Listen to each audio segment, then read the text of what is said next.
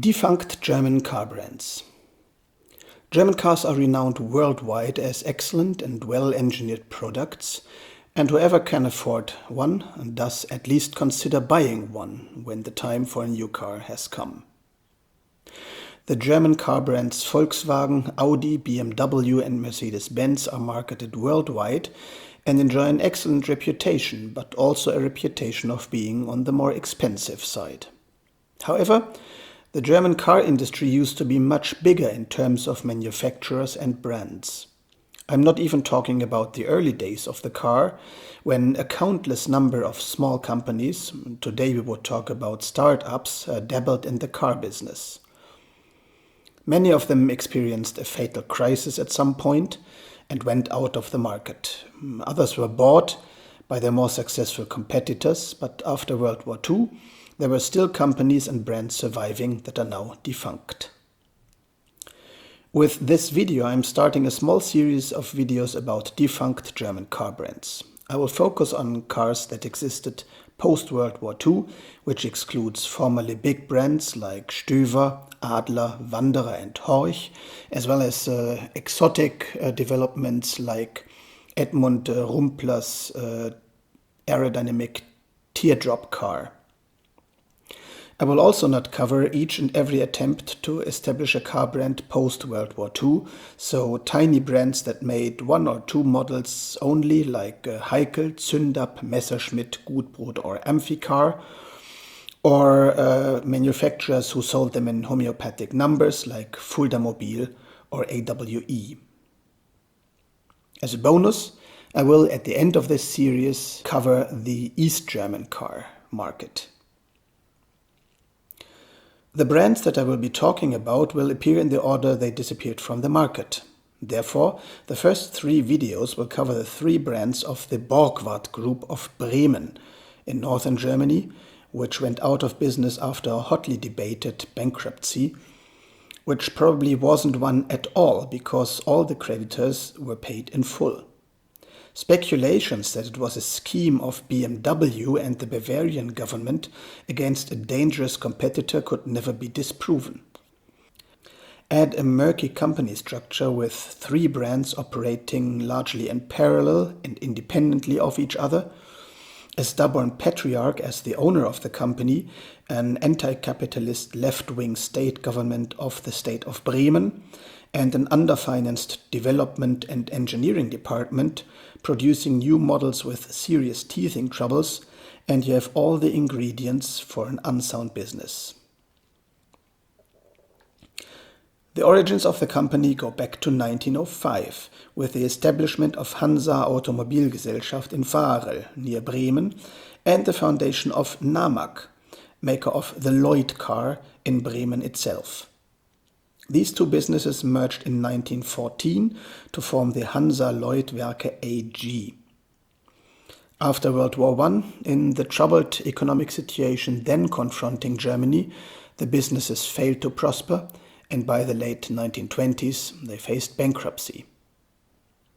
For Karl Friedrich Wilhelm Borgward, already the successful creator of the Goliath Blitzkarren business, the misfortunes of Hansa Lloyd presented an opportunity to greatly expand the scope of his auto business, and he took control of it. In 1929, Borgward became the director of Hansa Lloyd AG, having been able to merge his Goliath Werke Borgward & Co. with the former Hansa Lloyd Werke AG. The small Goliath Blitzkarren had now evolved into the three-wheeled, timber-framed, synthetic leather-bodied 5 or 7 horsepower Goliath Pioneer. Borgward now turned his attention to the other businesses and led the development of the Hansa Consul.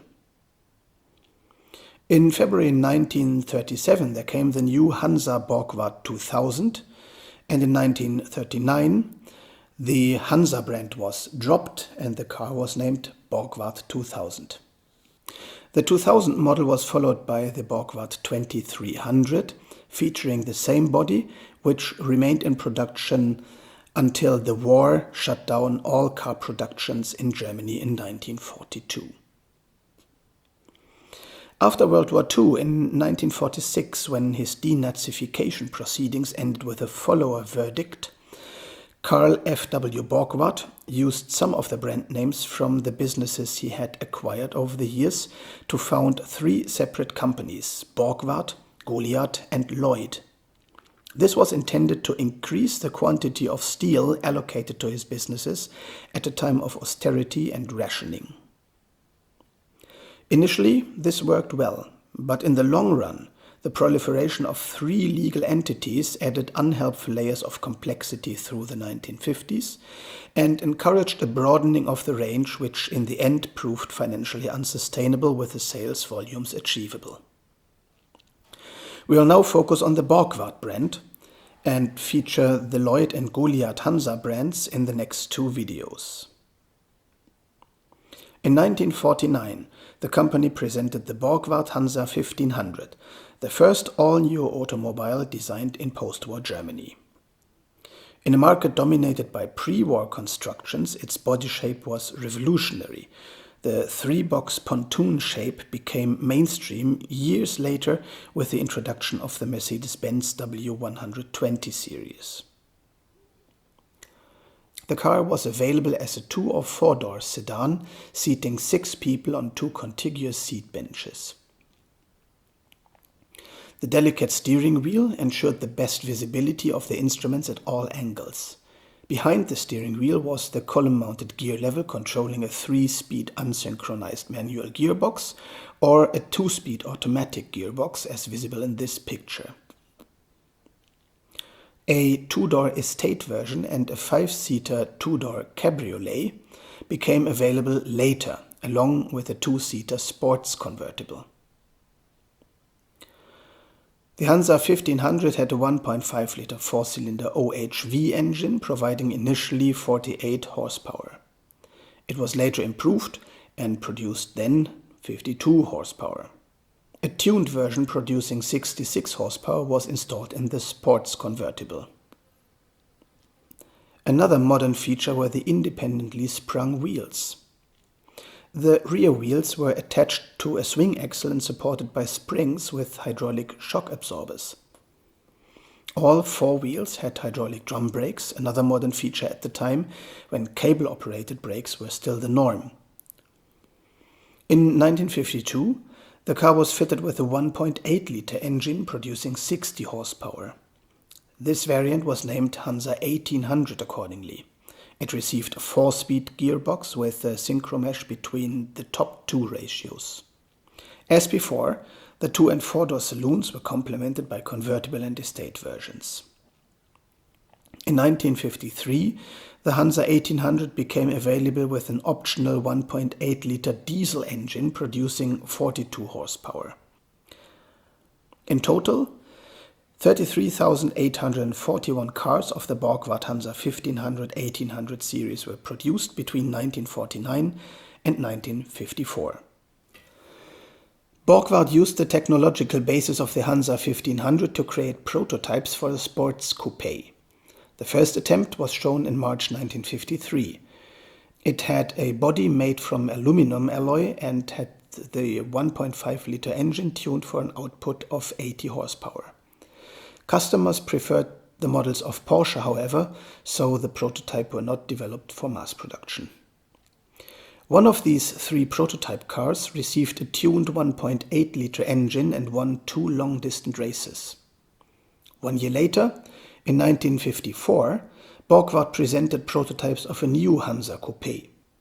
The body was now made from steel, only the bonnet, the doors and the dashboard were made from aluminum. The engine was again the 1.5-liter engine from the Hansa 1500 tuned for 80 horsepower. This second attempt of a Borgward Coupé was again not welcomed by potential buyers.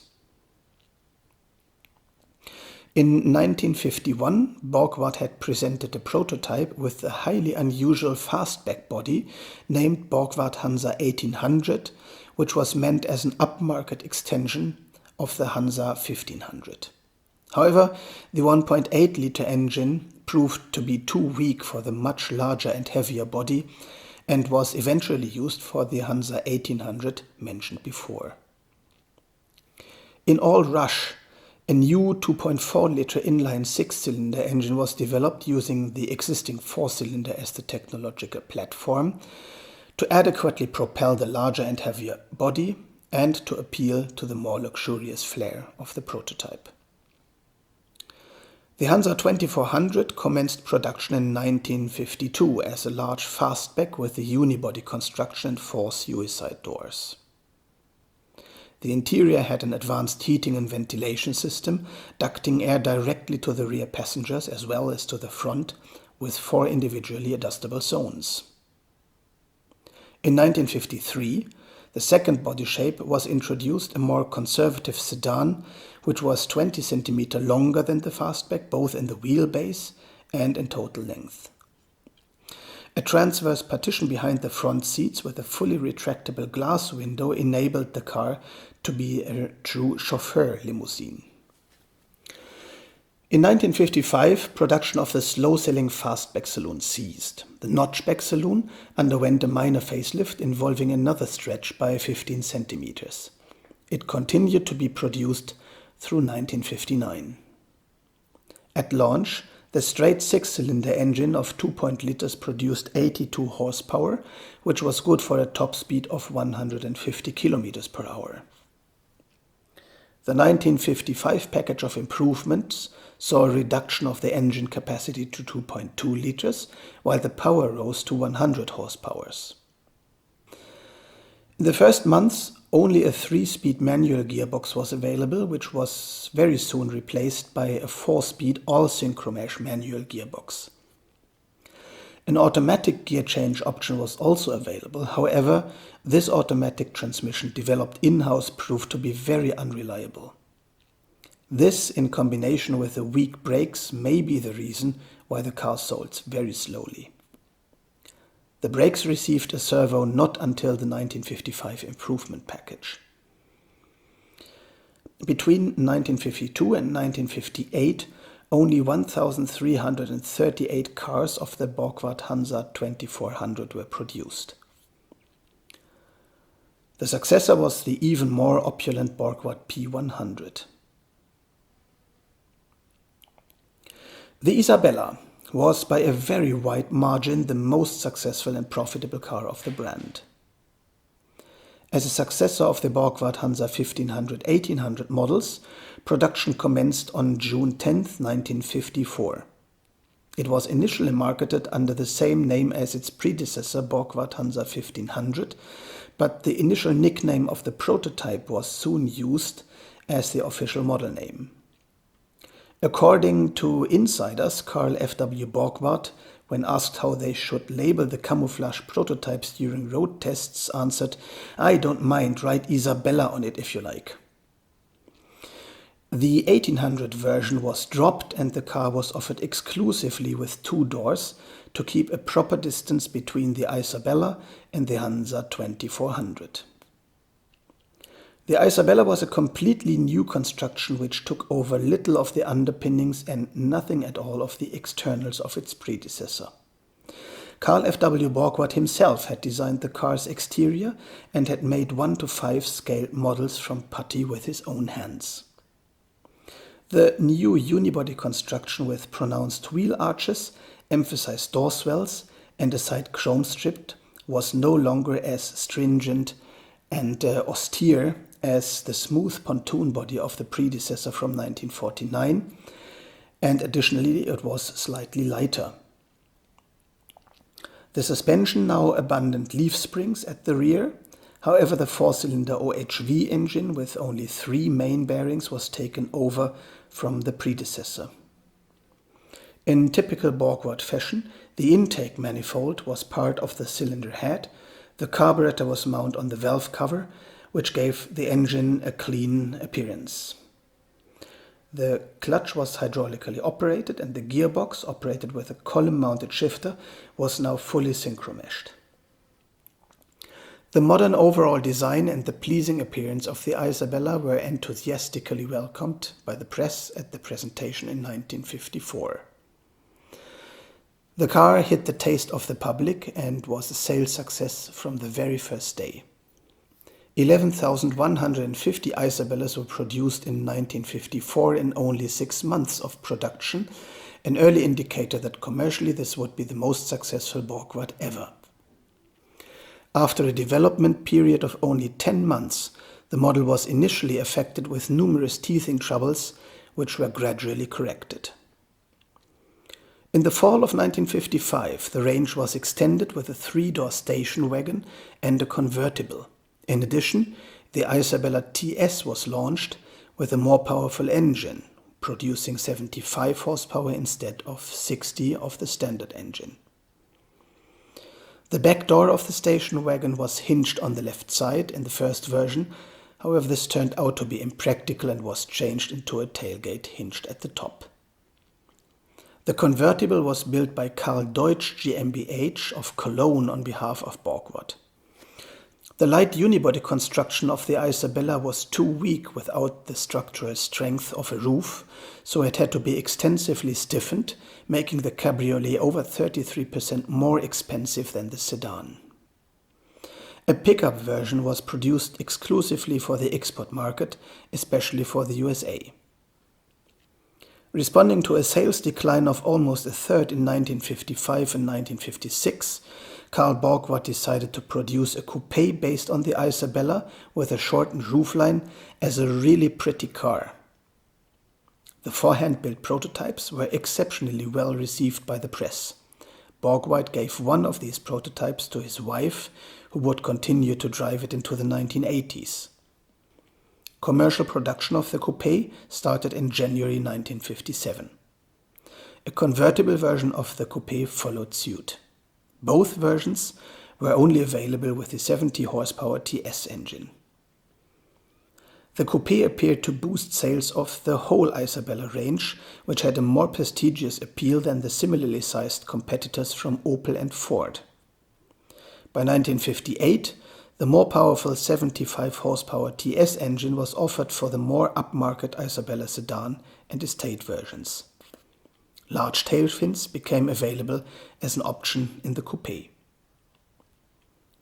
In 1958, the trademark rhombus had to be reduced in size because Borg-Warner of the USA had filed a lawsuit claiming that the 2 syllables Borg and Ward, separated by the large rhombus, may be confused with Borg-Warner. When Borgward went bankrupt in 1961, they had many unsold Isabellas.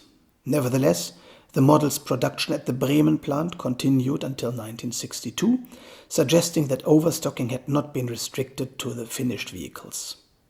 By the end, 202,862 Isabellas had rolled off the Borgward production line. Overall, and despite hit by a falling demand in the economic slump that briefly hit Germany in the early 1960s, the Isabella is believed to have been the firm's most lucrative model by a very considerable margin. The Isabella enjoyed a brief afterlife. The production line was sold and shipped to Mexico, where later during the 1960s an unknown number of Isabellas was produced. In Argentina, 999 Isabellas were manufactured from 1960 to 1963 by Dinborg, a subsidiary of Borgward located in Buenos Aires. The Borgward P100 was the successor of the unsuccessful Borgward Hansa 2400, which was produced only as the Notchback Pullman variant in the last production years.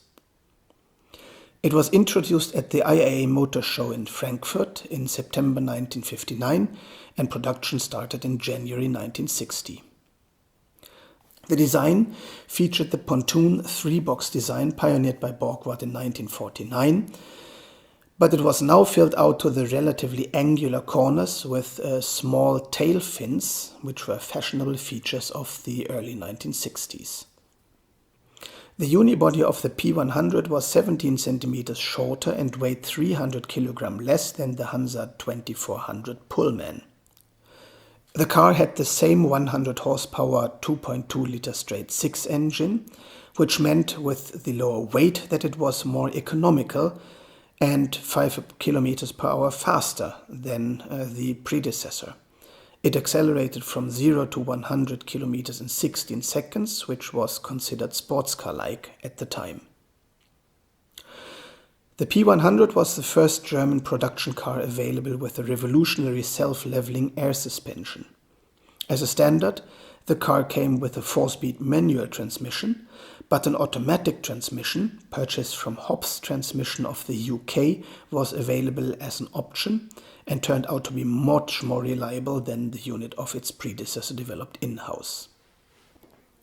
The P100 was competing directly with the Mercedes-Benz 220 SE. Despite Borgward's notorious teething troubles, which with the P100 was beset as well, over 2,500 units were produced during its 19-month production run until the bankruptcy. The bankruptcy of the Borgward business in August 1961 brought P100 production to an abrupt end, although the plant did complete another 47 cars in the days following the bankruptcy. As with the Isabella, the P100 enjoyed a brief afterlife. The production line was sold and shipped to Mexico, where between 1967 and 1970 more than 2,000 additional P100s were produced and marketed as Borgward 230.